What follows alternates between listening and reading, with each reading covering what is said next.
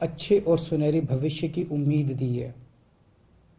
मनीष जी ने इनके माता पिता की आंखों में चमक दी है।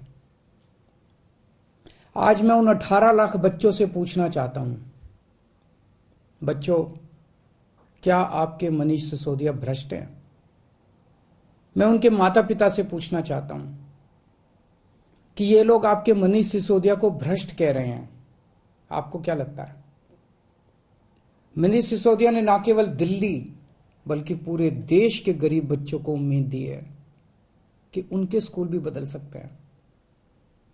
दिल्ली की शिक्षा क्रांति की धमक केवल भारत में ही नहीं, आज पूरी दुनिया में गूंज रही है।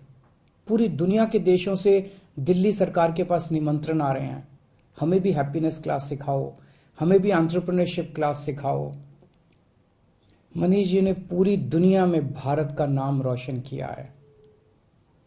ऐसे व्यक्ति को जेल में डालना चाहिए या उन्हें पूरे देश के स्कूलों को ठीक करने की जिम्मेदारी देनी चाहिए? मुझे ऐसा लगता है कि सत्येंद्र जैन और मनीष सिसोदिया को फर्जी मामलों में जेल में डाल के दरअसल ये लोग दिल्ली में शिक्षा और स्वास्थ्य के क्षेत्र में जो अच्छे काम हो रहे हैं ना, उन्हें रोकना चाहते हैं। पर चिंता मत कीजिए, मैं ऐसा कभी नहीं होने दूंगा। सभी अच्छे काम चलते रहेंगे। मैं हमेशा कहता हूं, मुझे राजनीति करनी नहीं आती।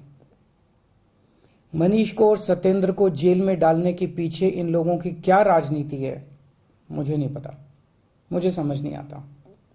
मुझे केवल ये पता है कि मनीष और सत्येंद्र जैसे लोगों को जेल में डालने से केवल देश का नुकसान है। अगर मनीष और सत्येंद्र भ्रष्ट हैं तो फिर ईमानदार कौन है? खैर, मेरी प्रधानमंत्री जी से हाथ जोड़ के विनती है, ये अच्छे और सुनहरी भविष्य की उम्मीद दी है। मनीष जी ने इनके माता पिता की आंखों में चमक दी है। आज मैं उन 18 लाख बच्चों से पूछना चाहता हूं, बच्चों, क्या आपके मनीष सिसोदिया भ्रष्ट हैं? मैं उनके आपको याद होगा, मैंने कुछ महीने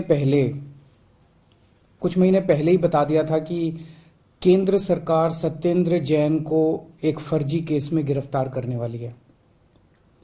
मुझे बहुत ही विश्वसनीय सूत्रों से यह पता चला था। कल उन्हीं सूत्रों से सूचना मिली है कि अगले कुछ दिनों में केंद्र सरकार मनीष सिसोदिया को भी गिरफ्तार करने जा रही है। पता चला है कि केंद्र सरकार ने सभी जांच एजेंसीज को मनीष सिसोदिया के खिलाफ कोई ना कोई फर्जी केस तैयार करने को कहा है। जैसे इन्होंने सत्येंद्र जैन के खिलाफ फर्जी केस किया है, वैसे ये लोग मनीष जी के खिलाफ भी फर्जी केस बना रहे हैं। मनीष सिसोदिया भारत की शिक्षा क्रांति के जनक हैं। आजाद भारत के इतिहास के शायद वो सबसे बेहतरीन शिक्षा मंत्री हैं। सरकारी स्कूलों में पहले गरीबों के बच्चों को 3rd क्लास शिक्षा मिलती थी। दिल्ली के सरकारी स्कूलों में 18 लाख बच्चे पढ़ते हैं। इन सभी बच्चों का भविष्य अंधकार में था। मनीष जी ने इन बच्चों को अच्छे और सुनहरी भविष्य की उम्मीद दी है। मनीष जी ने इनके माता पिता की आंखों में चमक दी है। आज मैं उन 18 लाख बच्चों से पूछना चाहता हूं, बच्चों, क्या आपके मनीष सिसोदिया भ्रष्ट हैं?